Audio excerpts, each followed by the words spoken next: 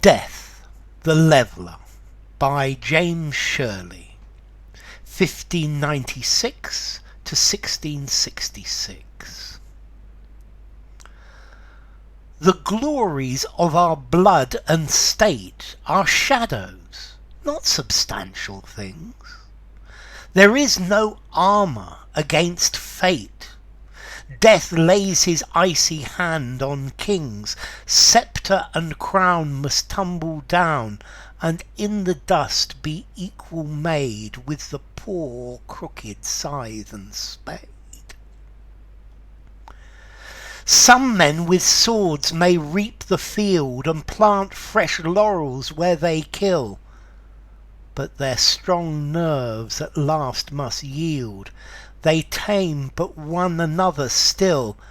Early or late they stoop to fate, and must give up their murmuring breath when they, pale captives, creep to death.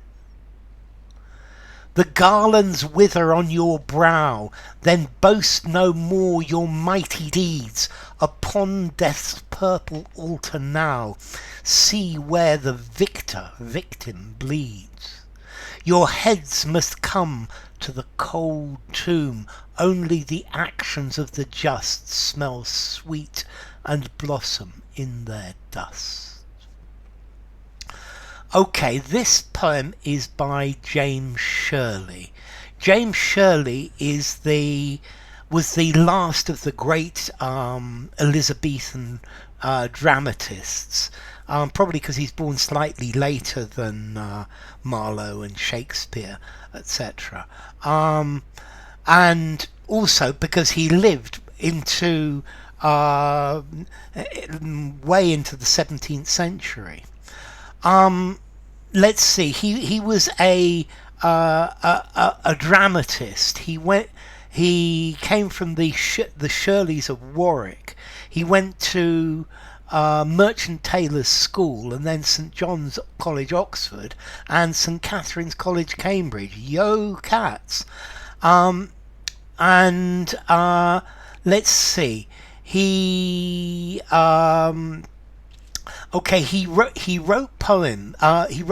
wrote plays until 1642. In 1642, his plays were suppressed.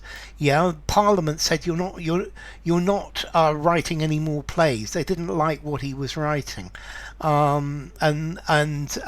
they stopped him. This is a result of Cromwell winning the Civil War. Okay, so what's this about? Death the Leveller. I think the title says it all. It says, in death we are all the same. There is no difference between us in death. You can be anything. Death can affect the richest, most powerful man, the king or the queen, or the poorest, lowliest pauper. Death comes to all of us, and it leaves us all in the same state. The glories of our blood and state are shadows, not substantial things. So the glories of our blood, the glories of our lives and our state, our position in society, our beliefs about ourselves in the world of men, these are shadows. These are not substantial things. They're not real. Yeah? There is no armour against fate, so nothing can stop fate. Fate will happen whether you want it to happen or not. Fate is death. Death will come. Notice the capital F for fate, personifying fate. Yeah, your fate, and the fate of everyone is to die. Death lays his icy hand on kings. Death kills kings. Yeah? And again, he lays his hand on, more personification of death. Sceptre and crown. So the sceptre's the stick that the king holds, and the crown must tumble down. So the sceptre and the crown tumble. They die. And in the dust be equal made, and they will be made equal. with the poor crooked or crooked because it's an adjective, crooked scythe and spade.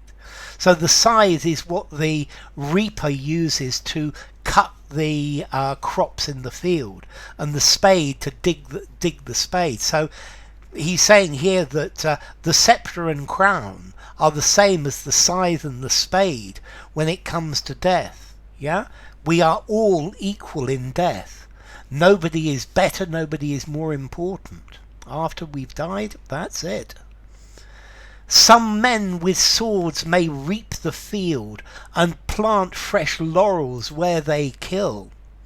So some men, they kill people and they do heroic things, yeah, and they have fresh laurels, a crown of laurels. They are victors, they have victories, and they're famous, yeah, and they reap victory and fame.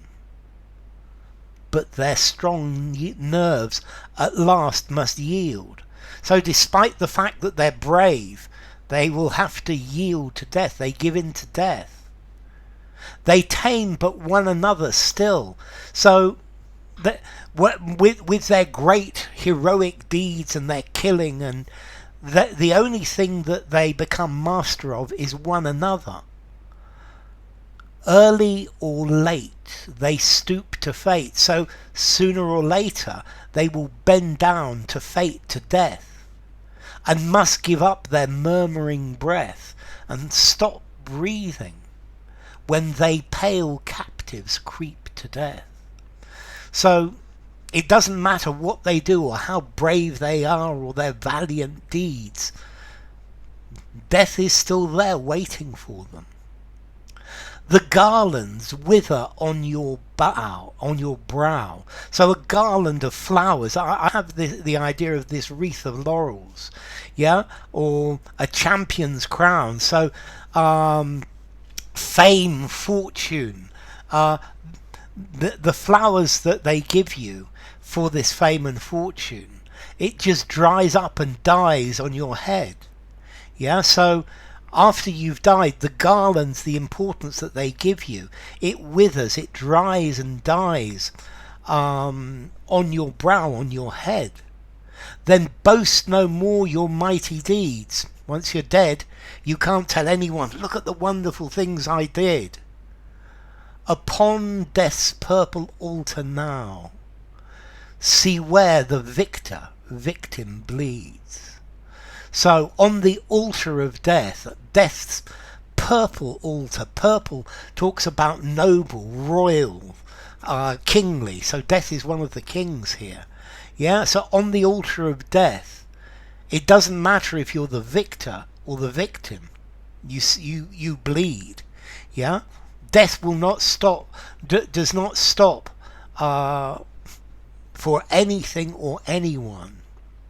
Your heads must come to the cold tomb. So all of you will come to the tomb. Only the actions of the just smell sweet and blossom in their dust. And this is a very nice way to end it. He says, only justice, only by acting fairly and justly will people remember you. Will you be remembered? You'll be remembered for your justice, for your goodness, and that will be the sweet smell and the flowers of your life after you've died. So justice, equality and justice, to treat people as they should be treated. And that is what the only thing that will last after death. So enough. If you enjoyed the video, give it a rating, subscribe to my channel, and I will see you soon. Bye for now. Death the Leveller by James Shirley.